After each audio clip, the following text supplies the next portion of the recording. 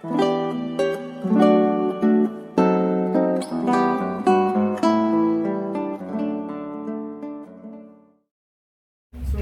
gusto verlos, un gozo estar reunidos en el Señor para alabarle, para recibir su palabra con agrado y estar expuestos a la predicación esta mañana y estar juntos como hermanos. Y es precisamente lo que hemos estado estudiando en estos mensajes, en esta serie, y en esta mañana continuaremos con la epístola del apóstol Pablo a Filemón. Hablamos nuestras Biblias en Filemón capítulo 1, es el único capítulo que hay. Filemón, capítulo 1. En esta ocasión estaremos dando lectura del versículo 8 al versículo 16. Nuevamente, Filemón está entre Tito y Hebreos. A veces, como es una carta tan pequeña, es muy difícil localizarla, pero espero ya tengan ahí su separador. Filemón, estaremos leyendo del versículo 8 al 16.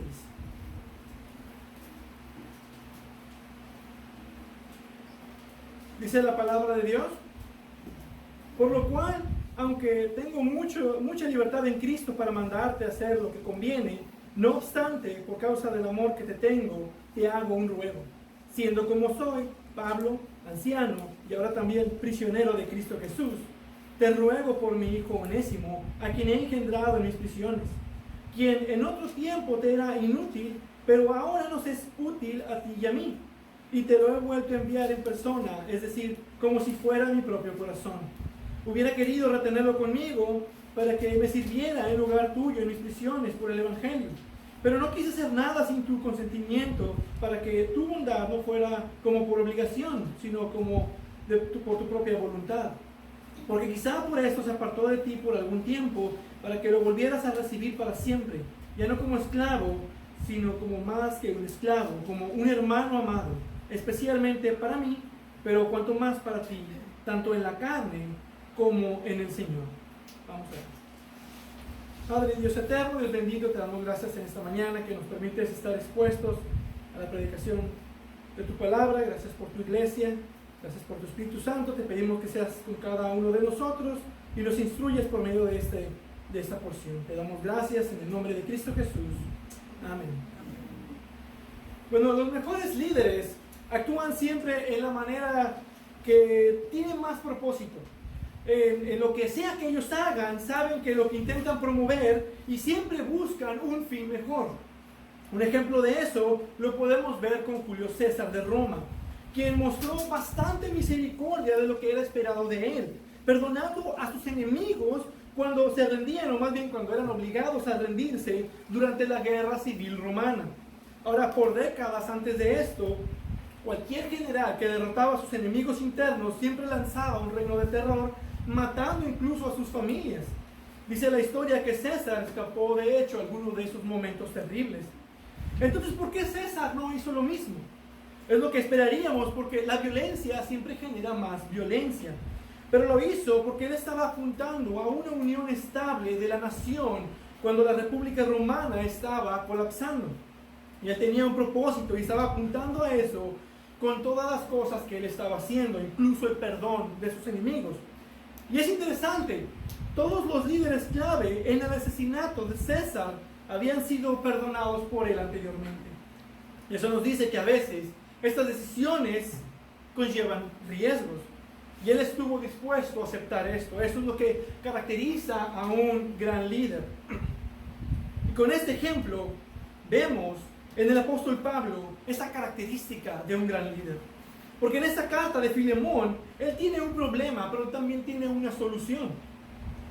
Pero como un líder espiritual sabio, él trata con esta situación con un propósito más alto en mente. Él no solo quiere resolver y solucionar ese problema. Él podía solucionarlo todo con una orden, pero está obrando para apuntar más alto, para tener mejores resultados. Está mirando a un propósito mayor y está dispuesto a tener los riesgos que esto conlleva, incluso riesgos personales. ¿Y a qué está apuntando Pablo con esto? La respuesta la tenemos en el versículo 9, donde el apóstol ruega por causa del amor. Y a eso estaba apuntando. Pablo entendía el amor como el propósito y el fin de toda la obra salvadora de Cristo. nuestro amor no es la solución al problema del pecado, pero es el producto de la solución de Dios para el problema del pecado. Y estudiaremos este pasaje en los tres argumentos que el apóstol Pablo hace a Filemón en cuanto al asunto con Onésimo, para hacer que Filemón sea convencido de amar y perdonar a Onésimo a pesar de los sacrificios que le conlleven a él. Primero, apelará al amor de Dios, después al poder transformador de la gracia de Dios y finalmente a la soberanía de Dios. Ahora, el primer argumento que Pablo usa para convencer a Filemón primeramente es el amor de Dios. Recordemos a Jesús en la noche de su arresto. Él nos deja directamente un nuevo mandamiento: que se amen los unos a los otros como yo los he amado, así también se amen los unos a los otros. Juan 13, versículo 34. Y Pablo entendía esto. Encontraremos esta prioridad no solo en esta carta de Filemón, pero también en la mayoría de las cartas del apóstol. En 1 Timoteo 1:5 dice: pero el propósito de nuestra instrucción es el amor nacido de un corazón puro, de buena conciencia y de una fe sincera. Entonces, cuando dice que este ruego es por causa del amor, significa que los seguidores de Jesús deberían de ver ese amor. Aquí está un propósito mayor. Se está promoviendo el amor entre creyentes. La meta de toda nuestra labor y fe como cristianos es el amor, y aún eso apunta a algo más alto, el último fin de todo, que es la gloria de Dios. Y eso será también por medio del amor que nos tengamos los unos con los otros. ¿Y por qué es así? Es por la misma naturaleza de Dios mismo. Las Escrituras nos dicen que Dios es amor, primera de Juan 4:7. Y es porque Pablo tiene ese fin en mente, esta meta, que Pablo se acerca a Filemón de la manera en la que lo hace en esta carta. Por eso comienza el versículo 8, por lo cual. Y esto es una invitación a mirar lo anterior. Y como vimos la ocasión anterior, Pablo tiene la confianza de esto porque Filemón ha mostrado un amor similar por los hermanos anteriormente. Él ha dado un testimonio de alguien que ha amado a los hermanos. Y con esto en mente dice, por lo cual. Pablo no escribe como anteponiendo una autoridad apostólica. Versículo 8 dice, por lo cual, aunque tengo mucha libertad en Cristo para mandarte a hacer lo que conviene. Y podemos ver que aún esto es lo que conviene. Es el propósito más alto. Se pueden lograr tantas cosas mejores si se hacen las cosas como se deben hacer. Pero no es lo que hace. Él tenía la autoridad para hacer lo que convenía, pero Pablo no lo hace de esa manera. Y la pregunta es, ¿por qué? Versículo 9. No obstante, por causa del amor que te tengo, te hago un ruego. No para mandarte, sino para rogarte, porque tengo una meta más grande para desarrollar el amor entre ustedes. Recordemos que Pablo quería que Filemón fuera un ejemplo vivo del amor y el perdón para los creyentes de ese tiempo, especialmente en la iglesia de Colosas. Y es desde ese punto de vista que vemos los demás puntos en esta carta. Pablo ruega a Filemón con base de su propio amor por Filemón y por Onésimo, el esclavo que había huido. Pero también bajo el principio del amor que está en el corazón de la ética cristiana, que en última instancia es por el amor de Dios al que se refiere, mientras él está haciendo esta petición. Y si observamos, la petición de Pablo está de acuerdo con todo el sistema de la Biblia. Verán, la Biblia nunca presenta mandamientos sin antes presentar lo que Dios ha hecho por nosotros en la salvación para poder hacernos capaces de cumplir con esos mandamientos. Y los mandamientos de la Biblia en general tienen el imperativo implícito del amor. Lo podemos ver en el libro del Éxodo. Dios los saca con poder y después les da los 10 mandamientos en el monte Sinaí. Y yo creo que todos conocemos los 10 mandamientos. Y de todos los mandamientos de la nación de Israel, estos 10 eran los mayores, los principales, porque fueron escritos por Dios en tablas de piedra. Y no son 10 peticiones o 10 preferencias, sino 10 mandamientos. Y cuando estudiamos los 10 mandamientos con detenimiento, debemos caer en una conclusión. Algo que Jesús mismo nos enseñó, de hecho. Que los primeros 4 mandamientos tienen que ver con amor por Dios. Es nuestro amor directo a Dios. Y los otros 6 tienen que ver con algo semejante, con amor a tu prójimo. Pero observen algo. antes de dar estos mandamientos que tienen que ver con el amor, y a veces pasamos por alto esto, Éxodo 22 dice, yo soy el Señor tu Dios, que te saqué de la tierra de Egipto, de la casa de servidumbre. Es decir, primero expone lo que hizo en amor por ellos, y luego demanda a ellos su amor por Él, y después amor por el prójimo. Entonces los mandamientos están basados sobre el amor de Dios. Y es desde este punto de vista que Pablo pedirá a Filemón de no castigar a su fugitivo esclavo. A pesar de que las leyes romanas permitían y de hecho alentaban a que fuera castigado, que sucediera de esta manera, pero en lugar de eso, Filemón debería mostrarle amor a su esclavo por causa del amor que él mismo ha recibido de parte de Dios. Y todos los cristianos deberíamos de pensar en esta manera. Todos los cristianos deberíamos de mirar a la cruz de nuestro Señor Jesús y ver el amor de Dios públicamente demostrado en nuestra propiciación por nuestros pecados. Y recordar lo mucho que hemos sido perdonados.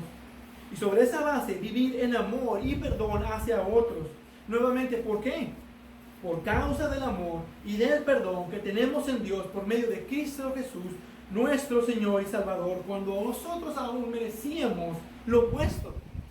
Nosotros merecíamos lo opuesto, pero Él nos mostró ese amor. Y este ruego, por causa del amor, aplica para toda situación cristiana. Por ejemplo, este principio debería moldear cómo los padres educan a sus hijos. Debemos recordar el amor paternal y cuidadoso que Dios tiene para con nosotros y la disciplina amorosa que recibimos del Señor cuando andamos mal. Y nosotros deberíamos imitar ese amor en nuestro trato con nuestros hijos. Este principio aplica de la misma manera en el matrimonio. De la manera en la que Cristo amó a la iglesia, el esposo debe de amar a su esposa. Y la esposa debe amar sumisamente a su esposo en la manera en la que la iglesia se somete amorosamente a Cristo. El amor debería cambiar la manera en la que interactuamos los unos con los otros en la iglesia. Lo estudiamos, de hecho, en la escuela dominical unos domingos atrás. Todos y cada uno de los miembros de la iglesia son amados por Dios de tal manera que Dios envió a su Hijo unigénito a morir por ellos en la cruz. El mismo amor que fue derramado en nuestros corazones también fue derramado en el de ellos, y todos deberíamos pensar de esta misma manera los unos de los otros.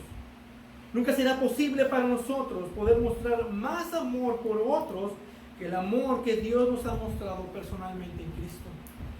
Y no será posible tampoco perdonar pecados más grandes de los que nosotros hemos cometido contra Dios. Y sin embargo, Él nos perdonó de nuestros pecados y Él nos amó. Ahora Pablo va a profundizar esto más. Él tiende a hacer esto. Va a profundizar en el versículo 9 al hacer notar otra razón de por qué Filemón debería actuar de esta manera. ¿Por qué debería tener respeto por la persona a quien está solicitando? Es decir, el mismo apóstol Pablo. Versículo 9 dice, siendo como soy, Pablo, anciano, y ahora también prisionero de Cristo Jesús. Pablo tendría alrededor de unos 60 años en ese tiempo, y John MacArthur resalta que dado sus viajes difíciles, sus sufrimientos por el Evangelio, su arduo trabajo en la iglesia y por la iglesia, Pablo se había empacado 5 vidas en el total de sus años. Y eso debería motivar a Filemón de responder de una obediencia respetuosa, por amor y simpatía por este anciano guerrero de la fe y quien él mismo lo había llevado a Cristo. Y aquí nuevamente reitera que es prisionero de Cristo Jesús.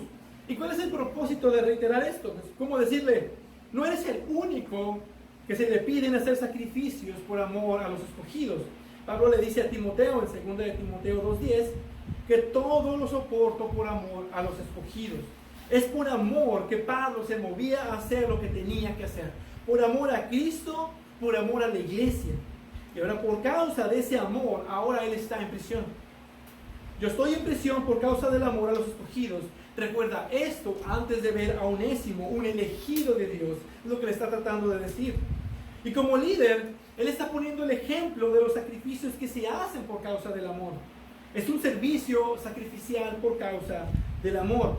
Esas cadenas deberían inspirar un respeto amoroso en nombre de aquel quien está rogándole en esta carta.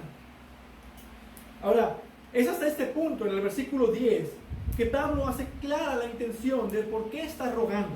Versículo 10 dice: te ruego por mi hijo Onésimo, a quien he engendrado en mis prisiones. Pablo no solo resalta que el amor está en el corazón de la ética cristiana, no solo pone su propia posición como alguien cuyo amor debería ser respetado, pero resalta que cuando los cristianos son salvos, se unen y forman parte ahora de una familia. ¿Y cuál es la característica de una familia? Es el amor. Por la unión en Cristo, por la fe, nos hacemos miembros los unos de los otros, nos hacemos miembros de una eterna y amorosa familia espiritual de quien Dios es Padre. Verán, la fe en Cristo no nos hace vecinos en la iglesia, no son como tus vecinos que los saludas cada domingo, no son colegas que trabajan en la iglesia, ni siquiera son simples compañeros. Somos hermanos y hermanas en la fe. Hay incluso relaciones que se ven como padre e hijo entre algunos de nosotros, o también como madre e hija. Pablo hace a esa ilusión de la relación familiar en la iglesia a Timoteo.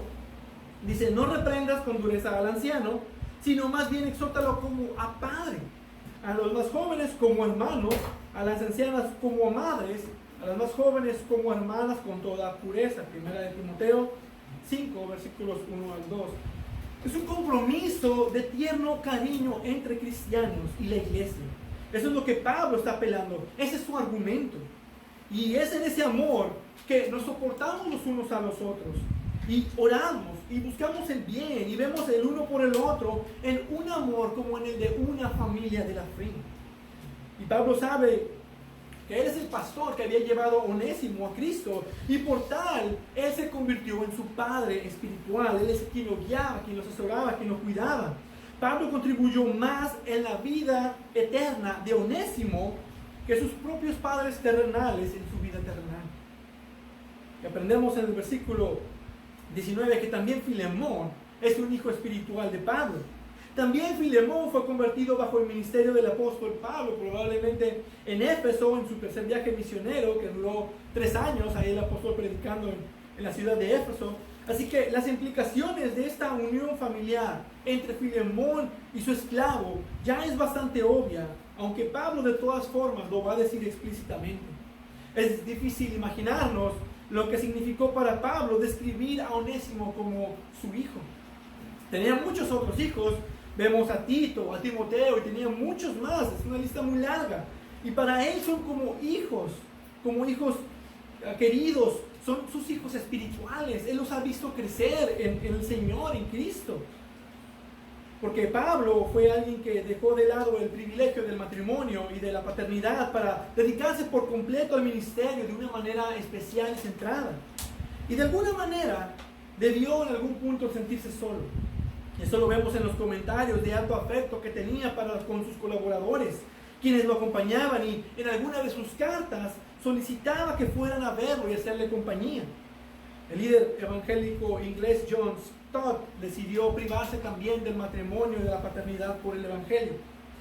Y él admitió que a veces se sentía solo como un resultado de eso. Aun cuando es un don de Dios el estar soltero, simplemente no es bueno que el hombre esté solo. Y él hablaba de las bendiciones de la familia espiritual y dijo: aunque no tengo hijos propios, tengo cientos de sobrinos y sobrinas adoptados por todo el mundo y me llaman tío John.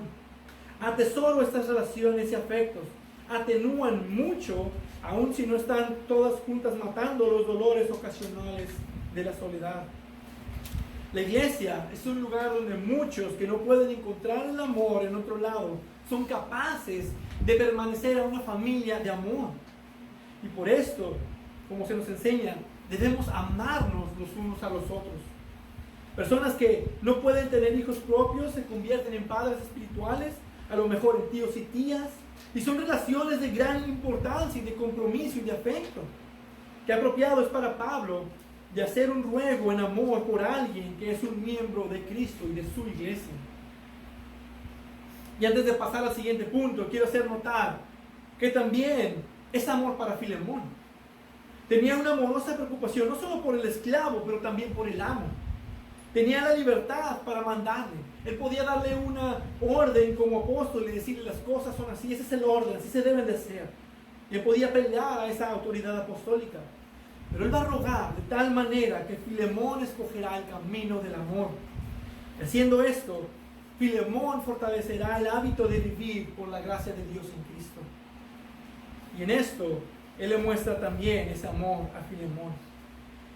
Entonces todo esto es un ruego a Filemón por causa del amor, para con Dios, para con la iglesia, para con Onésimo y para con Filemón. Y lo hace bajo el principio del amor, el mismo como ejemplo y modelo del amor que debería de respetarse, y lo hace mostrando el amor familiar que se debe de distinguir en la iglesia. Y ahora en el versículo 11, él se moverá a otra dinámica. Principalmente él va a rogar por causa de la transformación por el amor de Dios en él, que toma lugar en la vida de todos los que son convertidos a la fe en Cristo. Él va a rogar por causa del amor en base del poder transformador de Cristo en la vida de un cristiano. Versículo 11. Quien en otro tiempo te era inútil, pero ahora nos es útil a ti y a mí. Ahora, aquí hay un juego de palabras y es por el nombre Onésimo, como hemos visto anteriormente. Onésimo en griego significa útil. Tal vez como esclavo le fue dado por su amo este nombre, o providencialmente sus padres pensaron en este nombre y se va a llamar útil. Y Pablo hace la mención de que no le era útil a su amo, no solo en el sentido que huyó, tal vez esta era la intención de Pablo, pero al huir el esclavo no hizo lo que debía hacer y por lo tanto le fue inútil. Eso a su vez también le debió haber costado tiempo y trabajo y oportunidad y dinero a Filemón. Tal vez también se puede decir que Onésimo tenía una reputación de pereza, aunque no tenemos nada que pudiera indicar eso. Pero sí tal vez pudo ser un esclavo indiferente, a lo mejor haciendo las cosas de mala manera o incompletas. Es decir, hubo una razón por la cual huyó en primer lugar. Y hubo una razón por la cual Pablo dice, antes era inútil. Pero Pablo quiere hacerle saber a Filemón que ha cambiado por el poder del Evangelio. Y él ahora vive por esa aspiración que fue puesto a su nombre. Y Pablo no lo está enviando como el inútil esclavo que antes era. Él está enviando a un nuevo hombre, a un hombre totalmente distinto, quien ahora en Cristo se ha hecho responsable y productivo. Estuvo con Pablo en Roma y el esclavo había hecho servicios valiosos y lo hizo con un corazón fiel y fervoroso. ¿No debería esta transformación afectar la manera en la que Filemón piensa sobre Onésimo? Ahora que Cristo está en él, ¿no debería eso ser suficiente para convencerlos de recibir a Onésimo en amor? Y bueno, Pablo está haciendo resaltar lo que es generalmente verdad en la fe en Cristo Jesús, de que los cristianos, por causa del poder regenerador del Espíritu en ellos, comienzan a vivir una nueva vida, una nueva productiva y una vida responsable. De hecho, no somos salvos por eso, pero ese debe de ser el resultado de la salvación. Somos llamados no a andar de ociosos, sino para andar en las buenas obras en las cuales han sido preparadas para nosotros de antemano. Nacemos de nuevo por el Espíritu Santo y hay un cambio radical en nuestras vidas. Y esto es verdad de todos los creyentes. Y así lo pone Pablo en Efesios 4:28. El que roba, no robe más, sino más bien que trabaje, haciendo con sus manos lo que es bueno, a fin de que tenga que compartir con él, con el que tiene necesidad.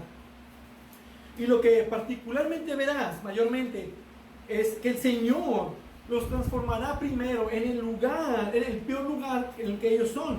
Y en lo que eran antes más perversos, ahora son más útiles para el Señor. Es un cambio totalmente de 360 grados, es un arrepentimiento, es un cambio de vida total, para que la transformación sea más visible y Dios reciba la gloria por eso. Y algo que se ve seguido, y es el caso que tenemos aquí con Onésimo, se reconoce el obrar de Dios en la vida de la persona. Y todo cristiano debería experimentar un obrar en nuestras vidas del servicio a mí mismo al servicio a los demás, del amor por mí mismo al amor por los demás. Y en esto nos volvemos útiles para el Señor. ser ese trabajador que da su esfuerzo, primeramente para el Señor, hacer las cosas como para el Señor, haciendo y viviendo como para el Señor. Y el argumento de Pablo es este, que debido a esta transformación que Cristo produce en su pueblo, en la conversión por la santificación, los cristianos son libres de amarse los unos a los otros. Si por ejemplo tienes un trabajador que es creyente, que es cristiano, no quiere decir que lo vas a dejar hacer lo que él quiere hacer. Claro que tienes que supervisarlo, tienes que realizar sus tareas como todos los demás. Pero sabes que esa persona es un verdadero creyente, sabes, alguien que ha sido regenerado y transformado por el poder del Evangelio. Y podemos confiar en lo que Dios está haciendo en la vida de esa persona. Y al amar a esa persona, puede amorosamente instruir en lugar de manipular. Y de aquí podemos tomar este principio y aplicarlo al matrimonio. Como una manera de tener, ¿cómo es una manera de tener un matrimonio más sano y feliz? Crece en el Señor y deja que tu esposo o esposa vea y experimente cómo Dios está trabajando en tu vida. Y el conocimiento de la transformación por la gracia de Dios va a promover un entorno de amor. Pensar, Dios está trabajando en ella y eso te vuelve más paciente.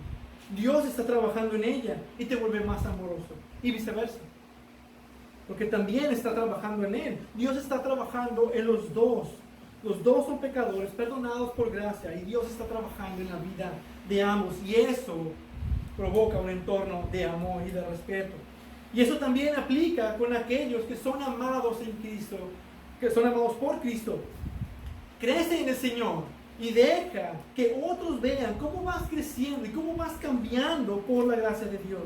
Podemos amarnos unos a otros si confiamos en la fidelidad de Dios y en la obra de Dios en cada uno de nosotros y en la vida de otras personas.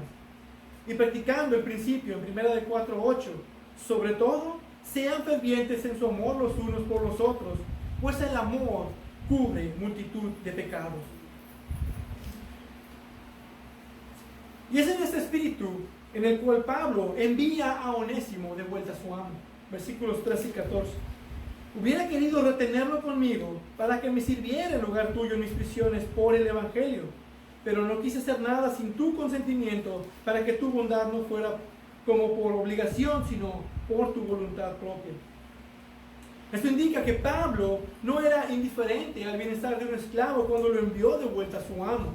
Porque recordemos que él no iba solo, él iba con Tíquico.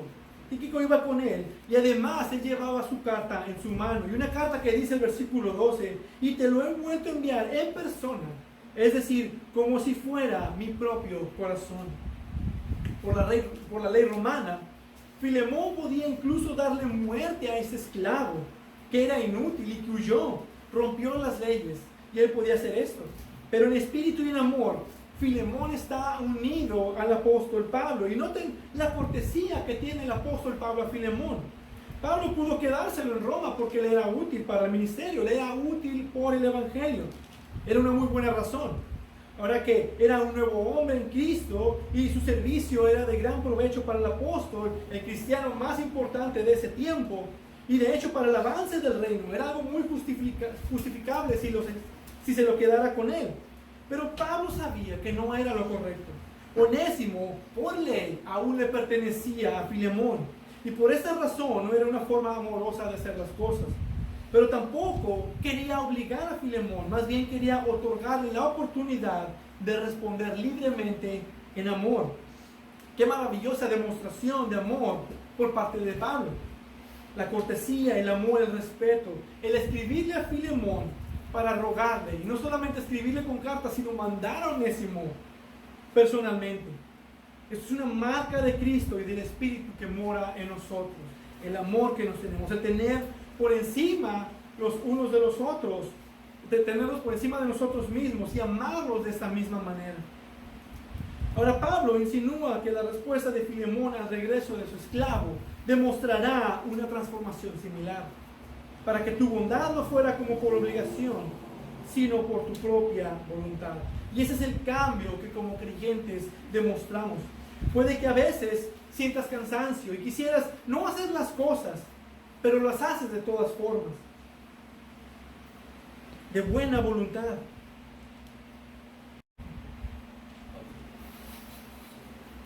las haces de buena voluntad. Dios no quiere que hagamos las cosas por obligación. Claro que hay un sentido de obligación por la responsabilidad para con el Señor, pero aún eso debe de ser por voluntad, por deseo propio. Como haciendo todo para el Señor, quien lo ha dado todo por nosotros. Sino como diciendo, lo hago porque tengo que hacerlo, sino más bien, a pesar de que tengo que hacerlo, quiero hacerlo. ¿Y saben por qué? Ese es el pensamiento del cristiano. Por lo que Jesús ha hecho por mí en la cruz, ahora yo quiero hacer esto por Él y servirle. Que tu motivación para el servicio y el amor a otros sea Cristo y lo que Él ha hecho por ti. Hablando de la ofrenda, miren cómo Pablo lo pone en 2 Corintios 9:7. Que cada uno dé como propuso en su corazón, no de mala gana ni por obligación, porque Dios ama al que da con alegría. No se trata del dinero, no se trata de la cantidad. Todo el aspecto del llamado al servicio cristiano, al ministerio, debe de ser de voluntad. Dios quiere que seamos dadores alegres. Dar unos a otros, darnos unos a otros y a la iglesia, que nos amemos unos a otros libremente. Y de esa manera demos la gloria a su gracia. Esa gracia que nos libertó y que nos mueve a vivir para Cristo. Robert Murray lo pone así: Señor, amas al dador alegre, quien con corazón abierto en mano bendice libremente como un río que refresca toda la tierra. Danos pues la gracia para dar, con un espíritu libre, que nuestra vida y todo nuestro vivir se consagre más a ti. Ese es el espíritu que Pablo quiere por la gracia de Dios, transformadora de Dios en nuestras vidas, que responda Filemón. Entonces Pablo hace un ruego por causa del amor, pero lo reafirma por el poder transformador que obra en nuestras vidas. Y hay un tercer razonamiento que usará en este pasaje. Una tercera flecha para entrar al razonamiento de Filemón, y es la soberanía de Dios. No olvidemos la soberanía de Dios en todos los asuntos de los hombres, en su providencia y cómo Él va a obrar para salvar a todos sus elegidos. Él está en control de todos los asuntos y Él está obrando con un amor redentor. Versículos 15 y 16. Dice Pablo, porque quizá por esto se apartó de ti por algún tiempo, para que lo volvieras a recibir para siempre, ya no como esclavo, sino más que un esclavo, como un hermano amado, especialmente para mí, pero cuanto más para ti, tanto en la carne como en el Señor. Otra vez Pablo está dando argumentos o razones de por qué Filemón debería recibir a Onésimo, su antiguo esclavo fugitivo, ahora de vuelta en amor. Y este es el tercer argumento. No olvidemos que toda esta escena, toda esta situación estuvo bajo el control soberano de Dios. Romanos 8:28 nos lo pone de esta manera. Y sabemos que para los que aman a Dios, todas las cosas cooperan para bien. Esto es, para los que son llamados conforme a su propósito. Y sí, todo esto que ha pasado entre Onésimo y Filemón, incluso la esclavitud de Onésimo, Pablo encarcelado en Roma, todo está obrando para la salvación de Onésimo.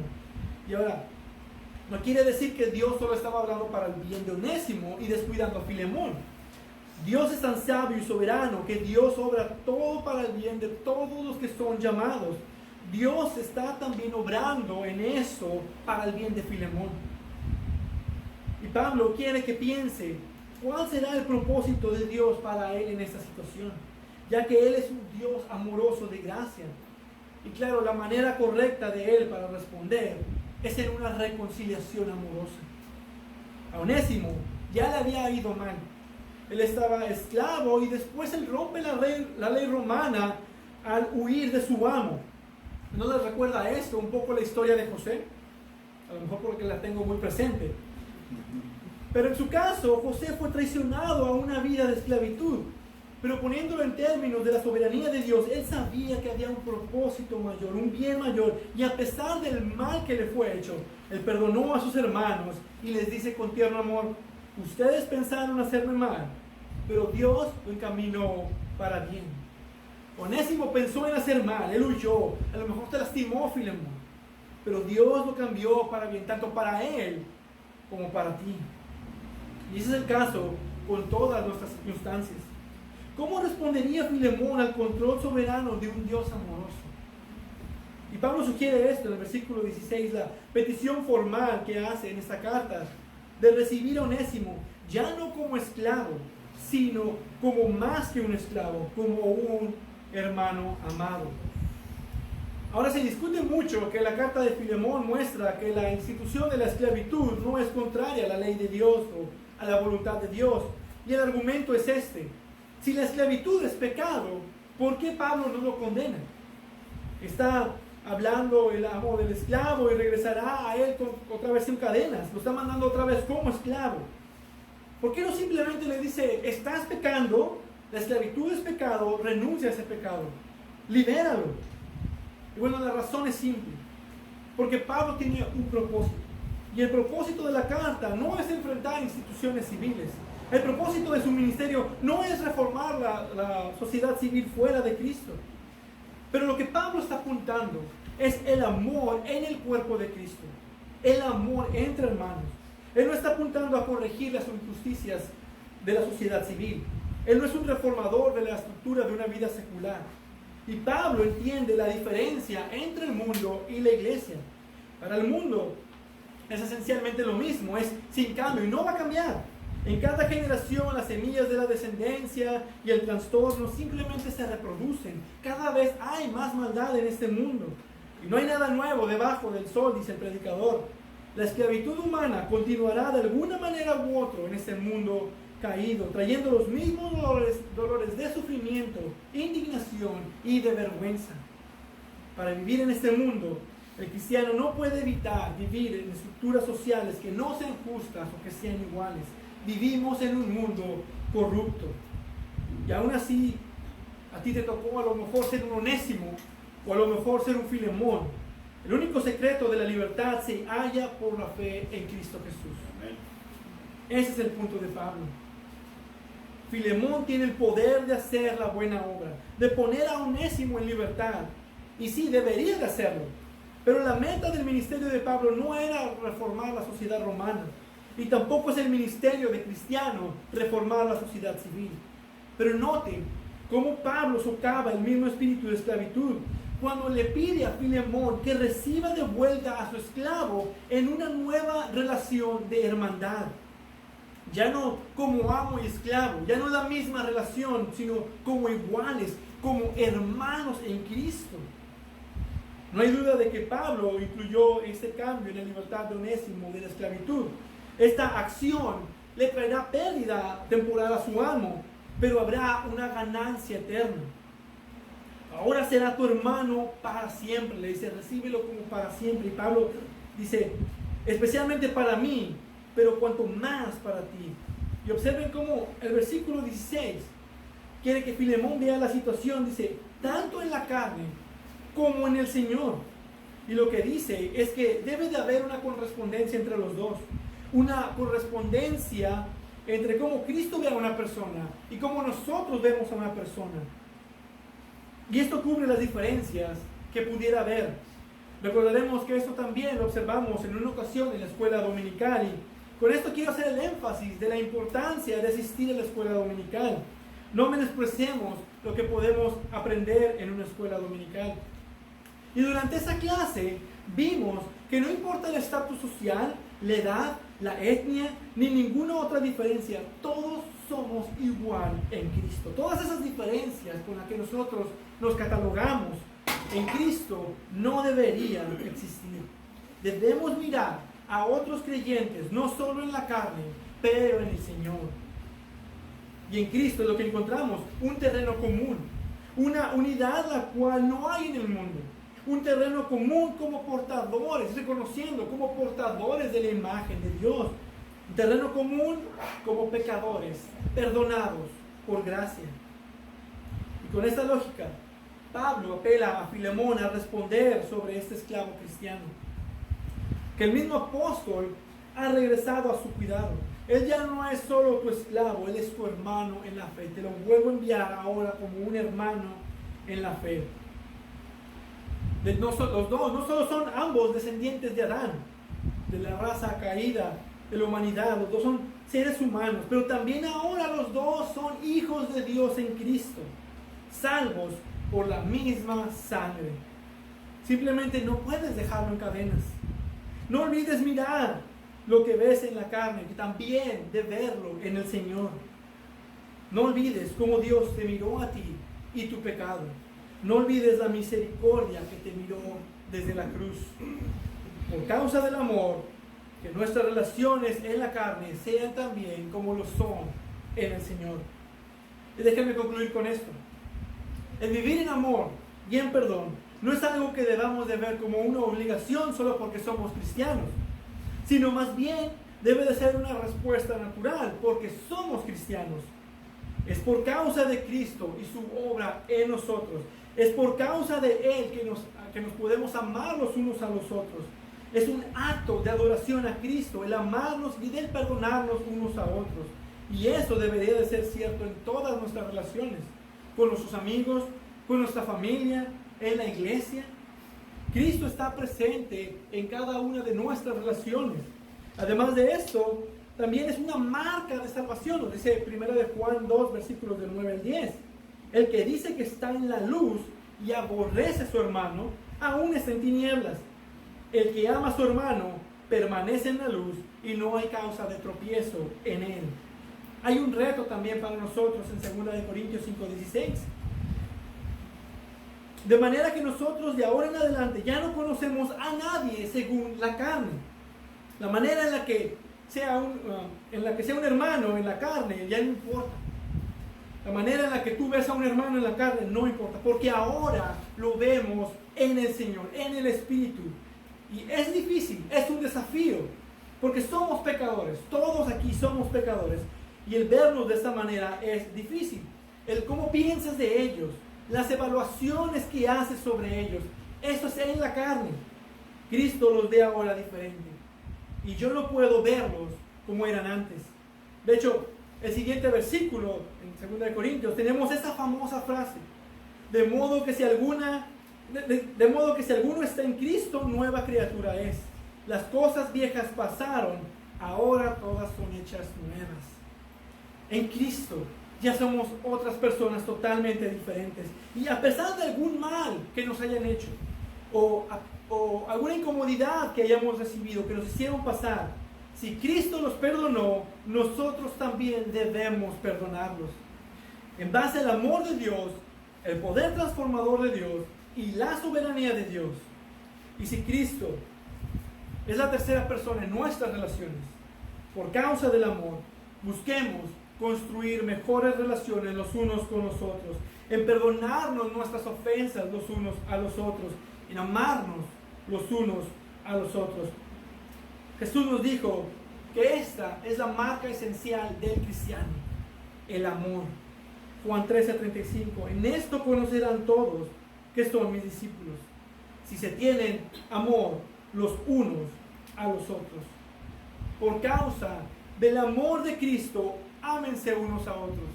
Por causa del amor de Cristo, como Cristo los perdonó, perdónense los unos a los otros. Amén.